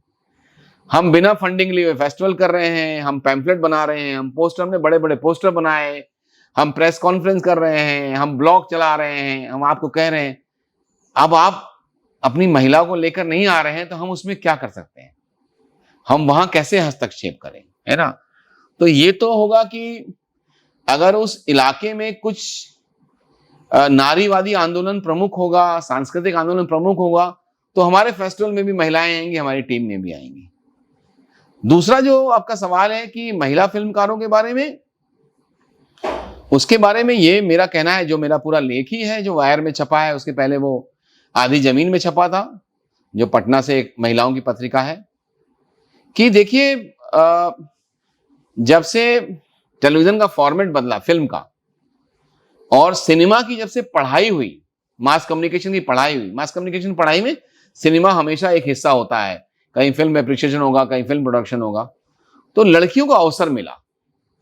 फिल्म इंस्टीट्यूट में जगह भी कम होती थी, सीटें भी कम होती थी, और मुझे लगता है फिल्म इंस्टीट्यूट में बायस भी होता था। जैसे फिल्म इंस्टीट्यूट का अगर आप उठा के देखिए, मुझे देखना है, मुझे अध्ययन करना है कि फिल्म इंस्टीट्यूट जिसमें ऋत्विक घटक जैसा वाइस प्रिंसिपल रहा, तमाम गिरीश कर्नाड जैसे लोग चेयरपर्सन रहे, वहां सिनेमेटोग्राफी कोर्स में कितनी महिलाएं हैं, तो हमें समझ में आएगा। तो महिलाओं को ये मान लिया गया कि ये नहीं कर पाएगी, उनको अवसर भी नहीं दिए गए, जबकि ऐसा नहीं है। जब से ये मीडिया सेंटर्स खुले और यूनिवर्सिटीज में गया, कॉलेज में गया, तब से महिलाएं आनी शुरू हुई हैं, फिल्म मेकर भी बनी हैं। दूसरी बात यह है, जो फातिमा की बात को मैं कोट कर रहा हूं, उन्होंने कहा देखिए संजय जी, आपके लिए फेस्टिवल ऑर्गेनाइज करना, मतलब ये भी सवाल हो सकता है ना कि कोई सिर्फ कलकत्ता में जो कस्तूरी बसु हैं वो एक फिल्म क्यूरेटर हैं, और एक क्यूरेटर है बीना पॉल जो कि आईडीएफएसके की है। आईडीएफएसके सरकारी बॉडी है, कस्तूरी एक इंडिपेंडेंट बॉडी की है। तो पूरे, और कस्तूरी भी सिनेमा ऑफ रेजिस्टेंस अभियान से ही निकला हुआ वो अभियान है जो अभी इंडिपेंडेंट है। तो सिर्फ फिल्म मेकिंग में ही नहीं, फिल्म फेस्टिवल क्यूरेशन में भी तो कोई महिला नहीं है। तो उसमें फातिमा ने कहा कि आप जिस तरीके से कहीं भी मूव कर सकते हैं, कहीं भी जा सकते हैं, पैसा मांग सकते हैं, एक लड़की नहीं मांग सकती है। अपनी फिल्म के लिए आप जैसे भी किसी से भी चाह के चले जाएंगे, मतलब अभी मुझे किसी से मिलना था मैं गोवा आया अपनी फिल्म के लिए, मैं उससे मिलने जा रहा हूं, तो मैं सोचूंगा नहीं कि मुझे यहां से 80 किलोमीटर जाना है, मैं टैक्सी बुक करूंगा, चला जाऊंगा। एक लड़की को सोचना पड़ेगा, क्योंकि हमारे देश में निर्भया जैसे कांड होते रहते हैं, हो चुके नहीं हैं, होते रहते हैं, मतलब प्रेजेंट कंटिन्यूअस टेंस है। तो ये सब भी कारण है कि जो आपकी जो जैसी सामाजिक संरचना है, तो जो ये जो महिला फिल्मकारों का, महिला क्यूरेटरों का, महिला दर्शकों का जो स्वर कम है, उसकी वजह सामाजिक है। लेकिन हम लोग अब दो चीजों पर, एक तो ये कि जो बहुजन समाज की जो फिल्में हैं, बहुजन समाज के लोग, उनको पहले पढ़ने का अवसर नहीं मिला, पढ़ने का अवसर मिला है। सिनेमा की पढ़ाई तो बहुत एलीट पढ़ाई है ना, अब वो सिनेमा की पढ़ाई भी कर रहे हैं, तो हो सकता है उनकी फिल्मों में कच्चापन हो। तो हमारे दिमाग में ये रहता है, जब हम क्यूरेशन करते हैं, हम फिल्म को 24 कैरेट सोने से नहीं तौलते हैं। हम जो हमारी फिल्म की एंट्री आती है, उसमें हम ये तमाम जो सामाजिक जो पैरामीटर्स हैं, वो हमारे ध्यान में रहता है। और अब हम धीरे धीरे LGBTQ का जो मामला है उसको भी हम रखते हैं। अभी तक हम जो फिजिकली और मेंटली चैलेंज जो बच्चों की दुनिया है, उसको अपने क्यूरेशन में शामिल नहीं कर पाए हैं। अब हम उसको भी करना चाहते हैं, क्योंकि हम कहते हैं कि हमारा फेस्टिवल, हम क्लेम करते हैं और हम कोशिश करते हैं कि हमारा फेस्टिवल सतरंगी है। तो और फिर हम मार्जिन की फिल्मों को तो हम शुरू से ही जगह देते थे। कोई अगर माइनॉरिटी के बैकग्राउंड की कोई फिल्म आ रही है, तो उसको भी हम एक प्रायोरिटी में रखते हैं। तो ये कारण मुझे समझ में आते हैं। ये जो आप फिल्में दिखाते हैं तो जो वीमेन सेंट्रिक आपकी डॉक्यूमेंट्रीज होती हैं, हाँ हाँ, और सर ये जो आप फिल्में दिखाते हैं तो जो वीमेन सेंट्रिक आपकी डॉक्यूमेंट्रीज होती हैं, और खास तौर से जो किसी पुरुष के द्वारा बनाई गई डॉक्यूमेंट्री होती हैं, उन फिल्मों में डॉक्यूमेंट्री में महिलाओं की का जो प्रदर्शन है उसको लेकर क्या आप अंतर पाते हैं? मेरा उस तरह का कोई निष्कर्ष नहीं है। मुझे लगता है कि विमेन फिल्मकार होने से आपको एक एक्सेस मिलती है। जैसे सबा दीवान का मैं उदाहरण लूंगा। सबा दीवान की फिल्म है अदर सॉन्ग, तवायफों पर है। तो अगर सबा दीवान फिल्म नहीं बनाती, कोई और बनाता, तो वो एक्सेस उनको नहीं मिलेगी, है ना। लेकिन अगर एक बार एक्सेस मिलेगी तो चाहे वो मेल फिल्म मेकर हो चाहे फीमेल हो, वो अगर अच्छा फिल्मकार है तो वो फिल्म ठीक बनाएगा। ये एक्सेस का मामला तो है कि अगर आप विमेन फिल्म मेकर हैं तो आपको महिला विषयों पर आपको एक्सेस मिलेगी। लेकिन अगर आप अच्छी फिल्मकार नहीं हैं तो आप खराब फिल्म बनाएंगे एक्सेस के बावजूद। तो ऐसा भी हुआ है कि बहुत सारी महिला फिल्मकारों ने खराब फिल्में बनाई हैं, साधारण फिल्में बनाई हैं। लेकिन बहुत सारी जो फिल्में हैं जो महिला फिल्मकारों ने बनाई हैं वो बहुत अच्छी फिल्म बनी है। वो इसलिए भी बनी है क्योंकि वो महिला फिल्मकार ने बनाई है, उनको एक्सेस मिली है। पुष्पा रावत एक यंग फिल्म मेकर है, उनकी फिल्म है निर्णय, उनकी पहली फिल्म है निर्णय। उन्होंने फोटोग्राफी सीखी दिल्ली के बाल भवन में, और फोटोग्राफी सीखने के बाद उनको कोई वर्कशॉप में अनुपमा श्रीनिवासन के साथ काम करने का मौका मिला। उसके बाद ये उनको मौका मिला कि वो कोई फिल्म बनाए। तो उनकी अपनी एक कहानी थी जिसमें उनके प्रेमी ने उनको धोखा दे दिया था। तो अनुपमा ने कहा कि ये बहुत अच्छे विषय है, तुम बनाओ इस पर। तो पुष्पा ने फिल्म बनाई और पुष्पा पहुंच गई जहां उसके प्रेमी की शादी हो रही है। बहुत इंटरेस्टिंग फिल्म है। उस पहली फिल्म से उसको रिकॉग्निशन मिल गई, पुष्पा को। तो अब ये जो फिल्म है ये पुष्पा ही बना सकती है ना। या मान लीजिए कि जो रीना मोहन की फिल्म है कमलाबाई, तो कमलाबाई की जो एक्सेस है वो शायद किसी मेल को नहीं मिलती। हालांकि कमलाबाई बहुत बोल्ड थी, वो फिल्म में भी गाली वाली देती हैं, गाली देके जैसे बॉम्बे के लोग बात करते हैं फिल्म वाले, वैसे बात कर रही हैं। और जैसे कि एक फिल्म है जो एकदम विमेन सेंट्रिक फिल्म है, फॉर माया, जो 3 महिलाओं की कहानी है। उसमें तो फिल्म मेकर खुद एक कैरेक्टर है। तो बहुत बहुत जगह पर बहुत सारी जगहों पर, इसीलिए मैं नया सिनेमा कहता हूं कि अगर वो महिलाओं के हाथ में कैमरा नहीं आता तो वो कहानियां नहीं आती। लेकिन महिलाओं के हाथ में, या नाम परिवर्तितो एक जो फिल्म है इनकी देवलीना की, उसका नाम कुछ और है। वो बेसिकली ट्रांसजेंडर्स की कहानियां हैं जिनको समाज ने एक्सेप्ट नहीं किया। तो वो शायद खुद उनकी पोजीशन वही है, इसलिए उनको एक्सेस मिली। एक्सेस तो आपको मिलेगी, लेकिन एक्सेस के बाद जो आप फिल्म बनाएंगे वो आपके अंदर अगर फिल्मकार है तब आप बना पाएंगे। अगर आपके अंदर फिल्मकार नहीं है, सिर्फ महिला होने से आप महिला विषयों में फिल्म नहीं बना सकते। और बहुत सारी महिलाओं ने प्रूव भी किया है। जैसे मंजिला दत्ता की फिल्म है बाबूलाल भुइयां की कुर्बानी, वो महिला विषय पे नहीं है। वसुधा जोशी की फिल्म है वॉइसेस फ्रॉम बलियापाल, वो महिला विषय पे नहीं है। तो लेकिन जैसे रीना मोहन की फिल्म है स्किन डीप, उसमें उसकी लेखिका भी पारोमिता वोरा है फिल्म की, उसके सारे कैरेक्टर महिला हैं। और जैसे उमा चक्रवर्ती हैं, उमा चक्रवर्ती जब अपनी फिल्म शूट करती हैं तो कैमरा पर्सन भी महिला होती है, और ये उनका एक कॉन्शियस डिसीजन होता है, बल्कि उनकी एडिटर भी महिला होती है। तो ये तो होता है, इतना तो मैं मानता हूं। लेकिन एक्सेस आपको मिलेगी, कला आपके अंदर होगी तो आप उसे कला बना पाएंगे। पुरुष फिल्मकारों को एक्सेस नहीं मिलेगी, इसलिए पुरुष फिल्मकारों के पास महिला विषयों की फिल्में कम हैं। सर, हम लोग अपनी बातचीत अब यहीं पर समाप्त करते हैं। मैं एक बात आखिरी कंक्लूड करना चाहता हूं, जो मतलब मेरा एक उद्देश्य रहता है इस वीडियो के माध्यम से जो लोगों तक जाएगा। देखिए मित्रों, हम लोग ये अभियान चला रहे हैं और ये अभियान हम इसलिए चला रहे हैं कि हमें कोई फेलोशिप मिले, कोई अवार्ड मिले, इसके लिए नहीं चला रहे हैं। हम अभियान इसलिए चला रहे हैं कि जो इंटरेस्टिंग सिनेमा है, खाली सोशली रिलेवेंट नहीं, जो इंटरेस्टिंग सिनेमा है, अच्छा सिनेमा है, वो लोगों तक पहुंचे। आपको शायद मालूम होगा कि सिनेमा इतनी आसानी तक लोगों तक नहीं पहुंचता। फिल्मकार और दर्शक के बीच में बहुत सारी एजेंसीज होती हैं और वो एजेंसीज फिल्मकार से भी ज़्यादा इंपॉर्टेंट होती हैं। प्रोड्यूसर होता है, डिस्ट्रीब्यूटर होता है, फिल्म फेस्टिवल होता है, सेंसर बोर्ड होता है, यूनिवर्सिटीज़ के जो डीन होते हैं, जो रजिस्ट्रार होते हैं, जो आपकी स्क्रीनिंग की अनुमति देते हैं, नहीं देते हैं, जो टीचर होता है, जो अपनी क्लास में सिनेमा का इस्तेमाल करता है, नहीं करता है, ये तमाम एजेंसीज हैं।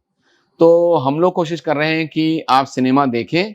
तो अगर किसी भी दर्शक को, हमारे पास सिनेमा का 5-6 हज़ार फिल्मों का कलेक्शन है और हर दिन वो बढ़ता है और हम लोग फ्री में सिनेमा उपलब्ध कराते हैं।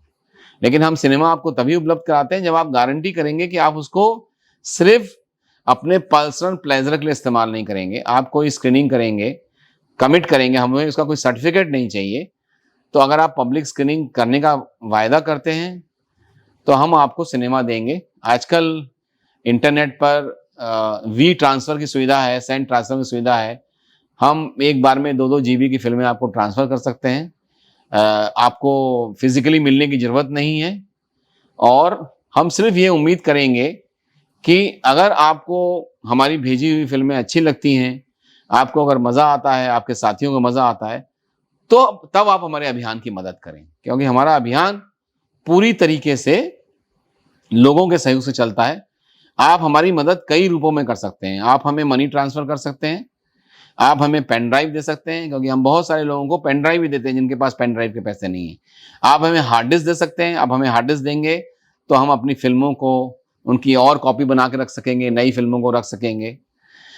आप हमें स्क्रीनिंग करने के लिए स्पीकर दे सकते हैं, आप हमें पर्दा दे सकते हैं, आप हमारे गेस्टों को बुलाने के लिए किराया दे सकते हैं। तो हज़ार तरीके हैं कंट्रीब्यूट करने के। आप हमारे प्रकाशन में कागज़ दे सकते हैं, आप हमारी किताबों को डिस्ट्रीब्यूट कर सकते हैं, आप हमें एक अच्छा क्या कहते हैं, मोबाइल दे सकते हैं, लैपटॉप दे सकते हैं, क्योंकि हम लगातार अलग-अलग यूनिट्स में हम चीज़ों को भेजते रहते हैं। कहीं पर हमने प्रोजेक्टर भेजा, कहीं साउंड सिस्टम भेजा। तो और हमारा जो पता है वो बहुत आसान है, cinemaofresistance.in@gmail.com। मैं रिपीट करता हूँ, cinemaofresistance.in, cinemaofresistance.in@gmail.com। हमारी वेबसाइट है cinemaofresistance.in के नाम से। 9811577426 9877577426 हमारा व्हाट्सएप नंबर है और फ़ोन नंबर है। उसके अलावा सिनेमा ऑफ रेजिस्टेंस के नाम से फेसबुक पेज है, सिनेमा ऑफ रेजिस्टेंस के नाम से इंस्टाग्राम का पेज है। इतने सारे माध्यम हैं हम तक पहुंचने के। और गूगल में अगर आप सिनेमा ऑफ रेजिस्टेंस लिखेंगे, संजय जोशी लिखेंगे, तो आपको वहां से भी सूत्र मिल जाएगा। मुझे उम्मीद है कि इस बातचीत को सुनने के बाद आपकी तरफ से अच्छे सिनेमा देखने के प्रस्ताव आएंगे और हम भरसक कोशिश करेंगे कि आप तक अच्छा सिनेमा पहुंचे। बहुत शुक्रिया बतकही का, रोहताश का, जो इस रिकॉर्डिंग में थे, और बिपिन जी का। Thank you.